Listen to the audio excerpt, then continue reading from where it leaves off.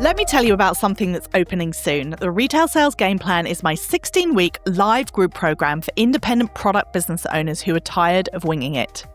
If sales feel inconsistent, if you're working hard but don't have a clear plan, this is for you. Inside the program, I take you step by step through building a proper sales strategy for your business.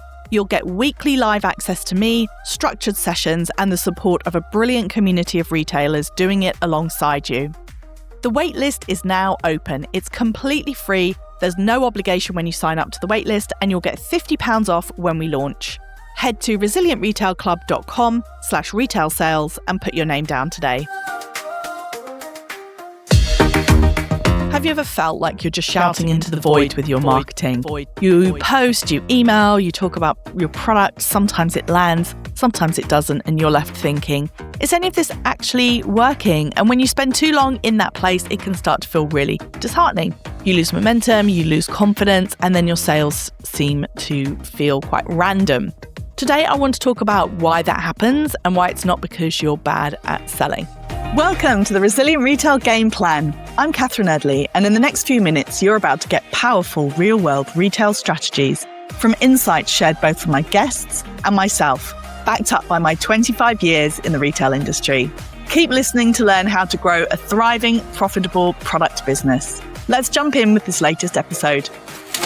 One of the things that has become really apparent in 2025 is that a lot of social media organic reach is requiring a very certain set of skills for people that not all of us have. Essentially, a lot of the social platforms want us to become content creators, to be really entertaining as well as selling our products. And for some people, that is a really natural fit, and they are able to quite easily and naturally take to that. Some people study it, learn it, really get to grips with it. And for other people, it just seems really unattainable. What can happen then is it can feel like you're posting with no response, maybe shouting into the void. And very quickly, it can start to feel quite a toxic place. You might see other people who you follow shouting about how well they're doing and get that feeling of comparisonitis. And you might also accidentally end up in a loop. We were talking about this inside the Retail Sales Game Plan course, where all of a sudden we're just getting loads of negative takes in our social media. So people with small businesses talking about how hard it is, and it all of a sudden feels like your corner of the internet is quite a negative place, or your social media can feel like a negative place.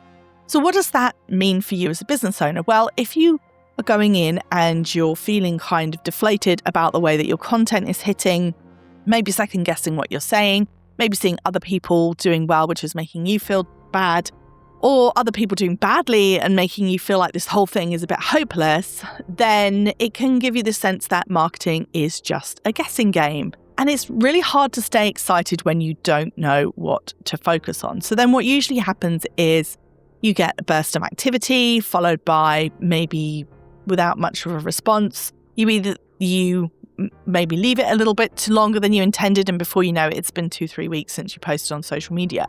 Maybe it's something like, actually, it did pretty well, and then you had a flurry of orders, and then you got busy with those. And then again, before you know it, it's been a couple of weeks since you posted on social media. You're also thinking about all of your marketing activity, but really in your head, that's just translating to social media instead of thinking about the full spectrum of things that you could be doing.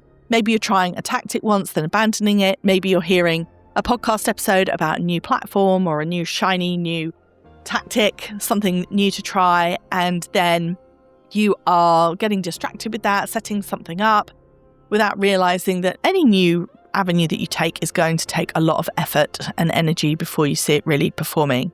But the worst bit is that you may start talking about your products with less confidence than normal. Maybe you don't feel clear, and all of a sudden you just don't even know who you're talking to or what you're trying to say, and it suddenly starts to feel very pointless or aimless. So the sporadic action can then make sales feel even more random because you're not really sure what you're doing, what impact it's having. And maybe you've got yourself into that cycle where you're waking up and thinking, I really should post something. And then that starts that sort of long thought process about, what do I need to say? What should I say? What should I be focusing on? Maybe you feel like I need to email my list, but it takes me forever to create a newsletter and I don't really seem to get much response.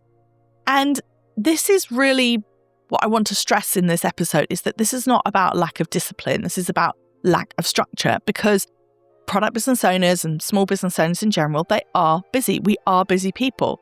We don't have time for this kind of soul searching, and we certainly don't have time for these kinds of thought patterns to be getting in our way when we need to be getting on with the business of selling our products.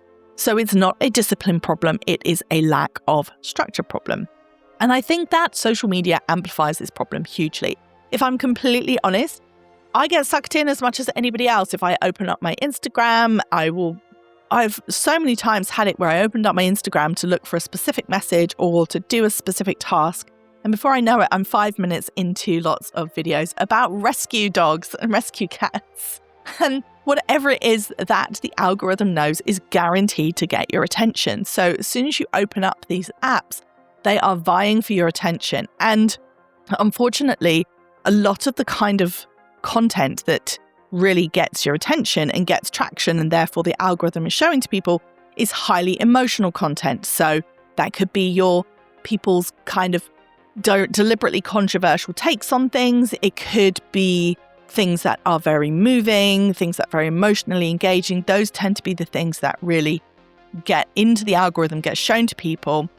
And it can mean that our emotions get completely worn out just by spending 5 minutes on the app. So we're trying to be consistent, we're trying to be logical, we're trying to be professional, organized business owners, and yet we're having to go in and deal with this social media world that can be really quite hard to resist, because it is designed by people to catch our attention, to suck us in and to take us off course. So if we don't already have a plan, or sometimes even if we do have a plan, it's hard. But if you don't have a plan, it's way, way harder, because before you know it, you're down a rabbit hole and you're just looking at things that are not to do with why you came onto the app to market your business in the first place. So social media really pulls you out of long-term thinking, and it keeps you in that short-term mode. And it can just be really time-consuming. It can be a real time suck. So let's just contrast this for a minute with how big retailers actually work. So we've talked a lot about that kind of sporadic nature, getting distracted easily, getting pulled off course by comparisonitis, or just simply our own algorithm really understanding what content is going to catch our eye. And compare that to how a big retailer plans their marketing. So I worked in large corporations, over 100 million turnover for nearly 2 decades. And one thing I can tell you is that their marketing is extremely intentional and very highly planned, to the point at which sometimes it's difficult because it's hard to be reactive.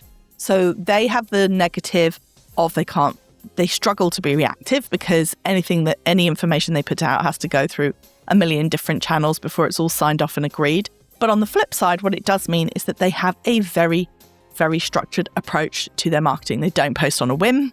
They don't decide promotions last minute. In fact, the promotions are probably signed off 3 or 4 months in advance.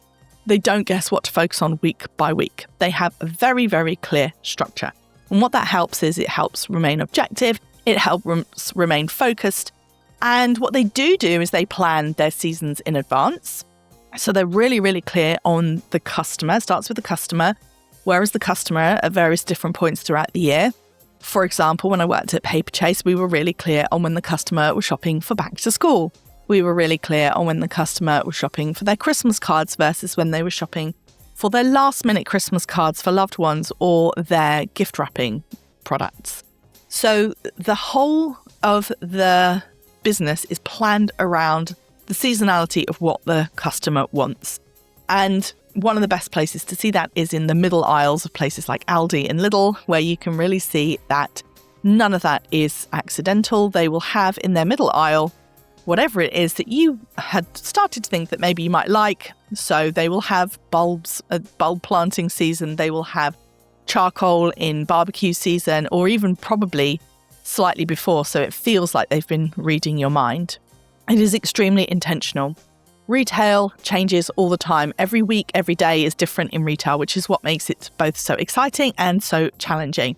But the yearly cycles are somewhat consistent. So you can have quite a shift in your product focus and your marketing week on week, but then each year you're able to pull out a blueprint and start looking at, okay, well, this is typically what I do. Okay, what am I going to do this year? I'm going to do something similar. So they repeat what works. They decide their priorities before they actually execute on the plans. And obviously, this is really important because they have whole teams that are executing their marketing strategies. But it's just to make the point that nothing that happens in a retailer happens by chance. It is extremely meticulously planned out well in advance. So I'm not saying you have to be hyper planned like a big retailer. As I said, they can get themselves into a pickle where actually everything is so slow to change that they can't be reactive. But there is a middle ground between complete chaos or lack of structure and this kind of corporate hyper planning. If you've ever thought, I know I'm capable, I just need more clarity, this is exactly why I created the Retail Sales Game Plan. It's a 16-week group course where we move you from reactive and scattered to calm and structured. We look at your year, your numbers, your sales rhythm. We build a plan that makes sense for your business, not somebody else's template. You get live coaching with me every week, accountability and implementation sessions so you don't fall behind, and a community that understands retail properly. The waitlist is open right now. It's free, no obligation, and you'll receive £50 off when the doors open. Go to resilientretailclub.com/retail sales and get on the waitlist today. So what actually then does create consistency? Well, consistency comes from knowing your focus, deciding in advance, and removing that daily decision making.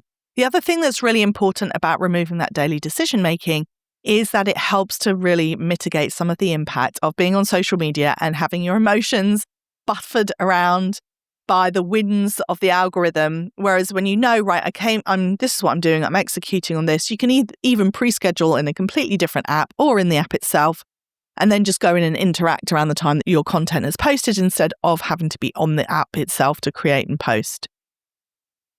So planning can really give you that confidence, give you that framework, it gives you something to stick to, and it stops everything feeling so personal. So this is exactly why I created the Retail Sales Game Plan, my course. You can head over to resilientretailclub.com/retail sales and take a look and join the waitlist. So it's reopening at the end of February. But it's really because I wanted to share this approach with small businesses so that you don't have to feel so reactive all the time. You don't have to feel pushed from pillar to post by your own emotions, by how you're feeling on a certain day, but instead you are able to create a structure and a plan that you can then execute on and make it feel a lot less personal. So it's not about doing more. It's not about posting constantly. It is about having a plan that you can trust. It's also about understanding the role that social media plays within everything else that you're doing for your marketing. It is not just about focusing on social media to the exclusion of everything else. It's about understanding the whole ecosystem of how the customer buys and therefore the messages that you need to be putting out. Making it feel intentional and planned is the exact antidote that you need if your marketing is feeling sporadic and frankly disheartening at times. If you have got a plan, then you're able to take that step back, be a little bit more objective, a little bit more removed, and a little bit more able to see marketing for what it is, which is simply the process of telling the customers about your products and about the benefits of your products and inviting a conversation with them that will lead to a sale. As I mentioned at the beginning, if you want to get some quick tasks that can help sales feel more calm and consistent just right away, then head over to resilientretailclub.com/sales and you can get your free copy of my Calm and Consistent Sales Planner. Thank you so much for listening, and I'll see you next week.